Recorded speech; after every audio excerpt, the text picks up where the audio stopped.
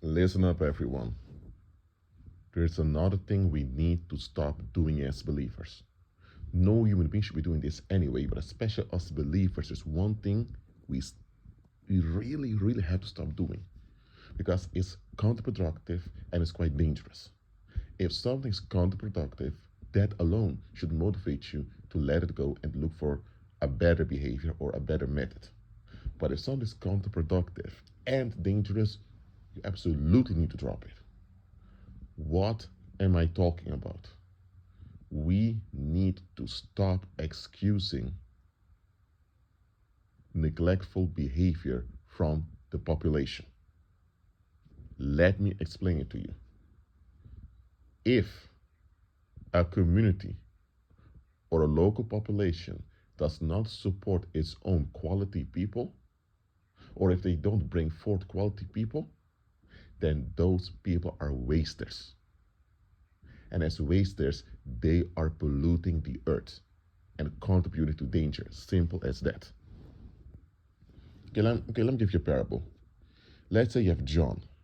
John is going to nightclubs almost daily, getting wasted. If I told you John was 19, you may think, hey, he's just a college dude having a good time. You still would not be okay with him being wasted almost every day because you think, what the heck are you doing to yourself? But you would be able to tolerate it. What if I told you that John was a 40-year-old man? You may think, okay, why is a 40-year-old man behaving that way? You want to be that patient towards him as if he was a 40-year-old man. And what if I told you he was a 40-year-old man with a wife and children?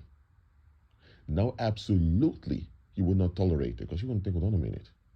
If you were a 19-year-old dude in college, you were just wasting yourself, it still would have been a bad idea. But you're a college guy, and people in college, not all of them, but a lot of them do things like that, and eventually they get themselves together when they realize that they need to finish their degree.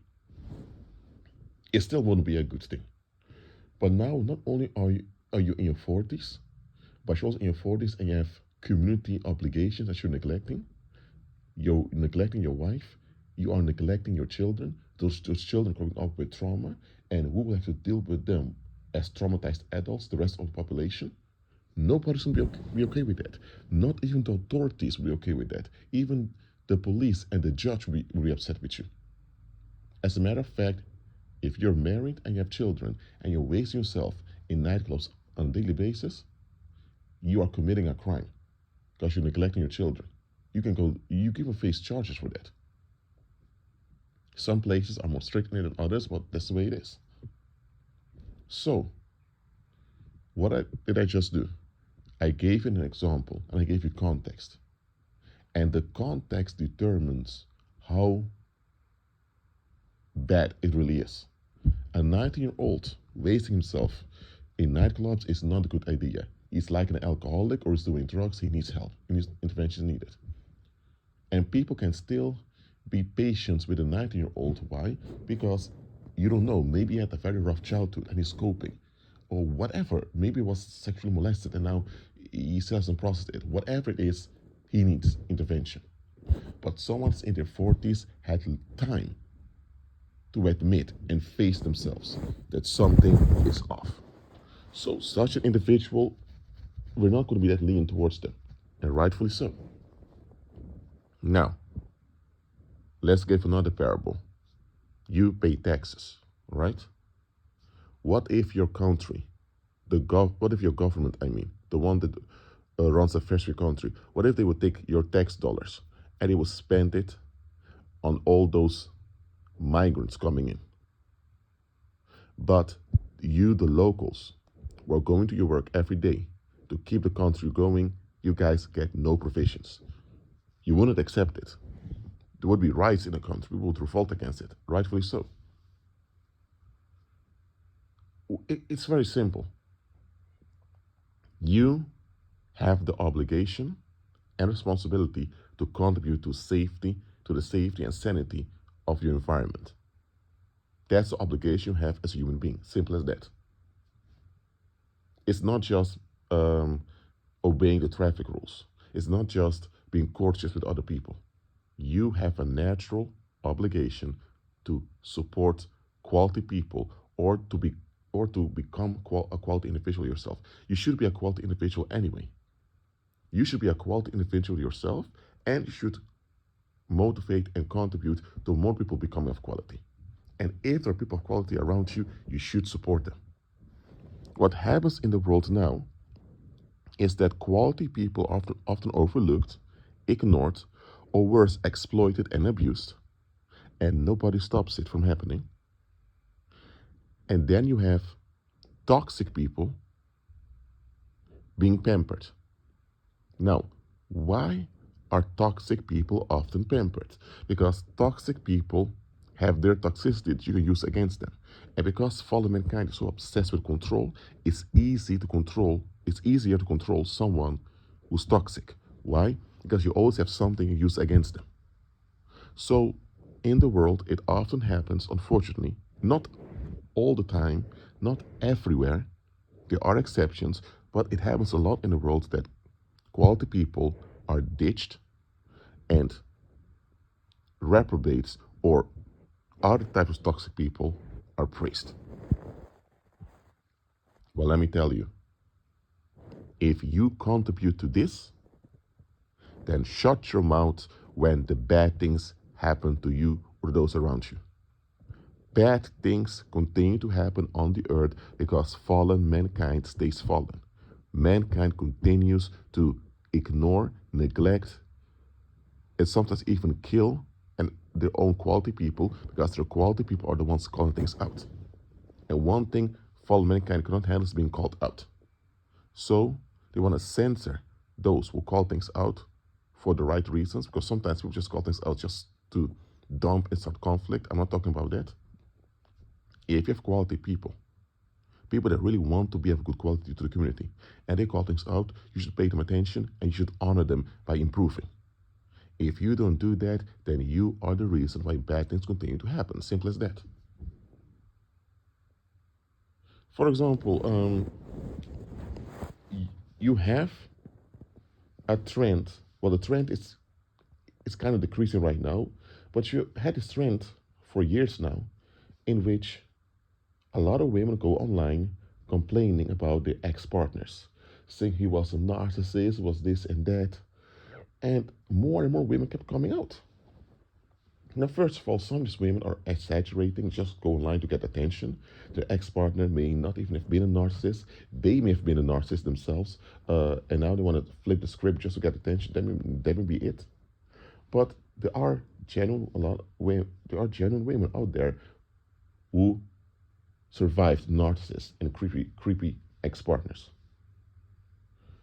Now, it's one thing to be happy they survived those situations. But another thing you need to ask yourself, how come there's so many women in the world ending up with toxic men? Are there no quality men around? Yes, there are quality men around. So why do a lot of women keep ending up with these toxic men? At some point, you need to admit that some of these women, not all of them, purposely chose those toxic men. Now, I'm not saying it's with all of them. A lot of women who survived toxic ex-partners, they had no idea how toxic the individual was because they were not raised properly to recognize the red flags, or they sugarcoat red flags because they thought it wasn't that bad. That's different. But there are also people who personally choose toxic people because they can feel like can have some control over them. And this happens more often than you think. For example, let's say you have a company and the company hires foreigners, or they set the production in another country where the loans not loans where the wages are lower, so they can take advantage of cheap labor. If someone wants to take advantage of cheap labor, while you have locals around them who need jobs, what are they doing? They are prioritizing greed over the well-being of their own community. If you put your production in a country with lower wages, and you make sure that the people back over there in that other country get the proper wages. At the same time, when the profit comes in, you reinvest it in the local community where you are. That's different. That is different. In this case, you both contribute to that other place and contribute to your own place. But if someone is primarily focused on reducing costs and maximizing profit, and they make sure that the production is in a place where the wages are low, what are they doing? They are prioritizing greed. They are contributing to unemployment and they're contributing to poverty to their own community. There's no way you can justify this. You know where I'm going with this? Now, I want you to consider this. If you are an individual who brings forth quality, whether it is that you love to sing and you're training your singing qualities, or maybe you're into sports and you're training to be better in sports, or maybe you are an author or writing books, or maybe you are someone who is a researcher. If you're an individual and you're contributing to quality to your environment and you're motivated to, in that case, even if people are not interested in your activity, because of the mere fact that you're a quality individual, wanting to bring quality to the community, they should support you. Maybe you are making music, but people are not into your musical style at all. Maybe they can't even stand hearing the music you're making. The fact is, you making music, you're contributing to relaxation to the community. It's something the community needs. So even if they're not into your musical style, other people may love your musical style. So they should at least support you or be okay with your influence being around. Maybe you're making movies.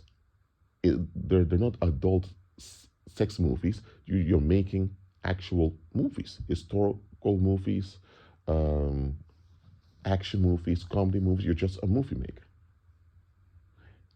Again, when it comes to movies, some people like horror, others like action, some people don't want much comedy. So let's say someone's making comedy movies, but I don't understand the humor of those movies. I don't have to understand the humor of those movies. If the individual is bringing forth movies and those movies have a good effect on the community, I should be supporting that individual. I may even buy some individuals' DVDs. I may even share their link on social media from time to time, promoting them. Not all the time, but once in a while. Even though I'm not into what they're doing, I don't have to be into what they're doing. Question is, does this benefit the community long term? If it benefits the community long term, I should be in on it. Look, a homeless individual or someone who can barely make it financially, you can't expect much from them. That's different. But the moment someone has options in how they spend the money they've earned, they are accountable for not only using their money wisely for themselves, that means they have to pay the rent and pay their bills, but they also have to use that money in a constructive way towards the community. If someone gets their wage at the end of the month, they pay their bills, but then they end up wasting it away by with nightclubs, smoking, and or with gambling, all of that. All that money, let's say they waste like $800 this month. Those $800, how many artists, how many musicians, how many novelists, how many of those people who want to bring forth quality could have been supported by that? I'm not saying that after paying his bills, he can't have a good time for himself. I'm not saying he can't do that. Or I'm not saying she can't do that. But let's say he has $800 left. He can spend $300 for relaxation, having a good time. In the other 500, he can use it to reach out to family members or people in the local community who are involved in bringing forth quality. And if people around him are barely involved in producing quality, he should be the one producing quality. So either you're producing quality yourself to the community, or you stand behind people who do. But everyone should bring forth quality and support one another. What I'm saying is, if people are not contributing to the development of quality people in the culture? If they're not doing that, that means they're hindering quality people within their culture. And if they're hindering the quality people in their culture, that means they're bringing down their own culture. Culture is what motivates people to behave in harmony towards one another. So to have a culture that's prospering is in everyone's benefit. So everyone has the obligation to contribute quality to the culture. So that means that if you have people who are struggling, but you see that they do want to be of quality, you stand with them financially, emotionally, and all of that. Again, you don't, for example, if someone is playing violin, and I'm not into playing violin, I'm into playing guitar, I can still give thumbs up to the one playing the violin, and they can still give thumbs up towards me. So it's not just about money, but the money is an important tool. Listen, people spend money on what they value, and what they value does not even have to be valuable. For example, a drug addict spends money on getting drugs. Is taking drugs valuable to you? No. In the long term, taking drugs will kill you. It will make you worse. But to the addict, it appears valuable. Now, is it valuable objectively? No. But to the drug addict, it appears valuable, so that's what they spend their money on. People spend their money on what they consider valuable. So if there are quality people around in the community who are bringing forth for the culture, even if someone is bringing forth things that you may not see how valuable that's that valuable, the fact alone they're willing to bring forth something for the culture is already something you should be happy about. If someone needs guidance or correction or just feedback, you make sure to get them. There's also a form of support. It's some for someone's making paintings and you think, man, you can make better paintings than this, then give them feedback, push them to be better. If someone has a business, but they're not doing well in the business, you should call it out and tell them, listen, you need to get some counseling, you need to get some feedback, some courses, whatever. Look, if we don't honor our quality people who are contributing to the culture, that means we're hindering those people, we're sabotaging them and making life hard on them. That's simple it is. Now let's talk about you. If you are the one contributing to your culture, if you're, I don't care whether it's music or arts or just you doing business, or maybe you just want to be active in the community, forming social bonds, if you're active for your community to contribute to your culture, I want you to assess the following. How many of the people who know about you are contributing to you? Now, don't get me wrong. Sometimes people want to contribute to you just to gain some power over you to sabotage you later on. For example, if a criminal comes by and says, yo, Kevin, I want to invest in your barbershop, that may be a bad idea because now your barbershop is associated with criminality and that will hurt you in the long run. So I'm not saying that you should not discern when people want to contribute towards you. I'm not saying you shouldn't do that. But nevertheless, people should want to contribute with someone who brings forth quality to the culture. If you're doing that, let's talk about you. If that's you, assess how people treat you. When was the last time people gave you a thumbs up? When was the last time people gave you constructive feedback?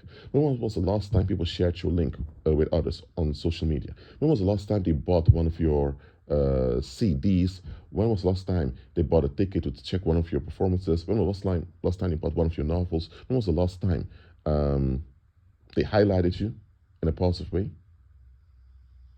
When was the last time you did any of that? If you're more into providing services, when was the last time you recommended your services? If you are contributing to quality, the community owes you recompense and they owe you support. Because community needs quality. And you take your responsibility and obligation by contributing to quality, they should do the same too. the whole idea, nobody owes you anything, people do with their money whatever they want, it's bullshit. Because if people waste their money on drugs, alcohol, and all of that, they're contributing to harm to the community.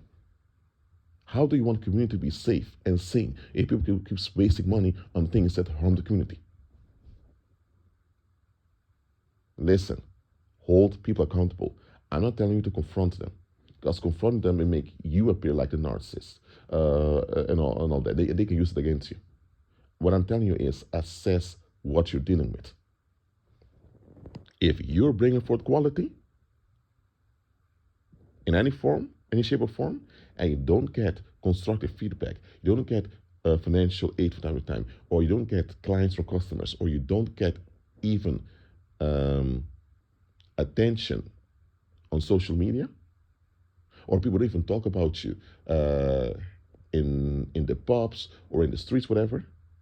If none of that goes on, that means that the people are hindering and blocking you. Simple as that. Now, if people are not aware you exist, how can they support you if they don't know you exist? You have to be real about that too. But even if they don't know you exist, if people are wasting, that alone is wrong. They shouldn't be wasting. They should be contributing. But if they know about you and they continue to waste, you're dealing with satanic agents. That's what you're dealing with. Stop sugarcoating it. Again, don't confront them in the open and start unnecessary fights. Know what you're dealing with. If you're dealing with wasters like this that become satanic agents, make sure you don't get involved with them unless it's for something practical. Make sure you don't engage with them, and make sure you don't develop trust towards them, and don't let them have access to you, nor to what you're doing. Don't. Because they've shown you that they're destroying, that they're wasting. They're wasters. Why would you get involved with a waster? Why should you trust a waster? You shouldn't. Now, if someone is mentally ill and they're stuck in an addiction or they're crashing, if they need intervention, that's different. Again, if someone is not mentally well, they need therapy and intervention, or if someone can barely make it financially, that's a different thing. But if they have the option financially to contribute to quality and they're not doing it, I'm telling you, watch out with such people. Watch out with them. I'll rather have someone who's using some of their cash to investigate, for example, the dark web, or to investigate all the bad things that go on. I'm not condoning getting involved in the bad things, but I'd rather have someone look into the dark stuff that goes on, because at least they gain knowledge they can share with other people. Then to have someone who says, I don't want to be bothered at all, I just want to watch my Netflix all day long, play some video games, and be left alone. The first individual who at least ventures into finding out all the dark stuff that goes on. Now they should watch out how they do it, and they should watch out that they don't get dragged into the bad stuff. But at least I'll rather put up with such quote unquote conspiracy theorist than I put up with someone that is simply MIA, missing action completely in the community. Again, if someone's going through a phase, for example, they lost a loved one, or they went through a big tragedy, and for a moment they kind of shut down, that's different. But if it prolongs, something needs to be done about it. Again, do not sugarcoat public neglect. See for what it is, see what you're dealing with, and make sure they don't have a hold on you to continue to block you and blackmail you. Well, that's it for now. Keep on committing to Christ, and remember, be of quality and join others of quality. Be of quality and join others of quality. Be at peace.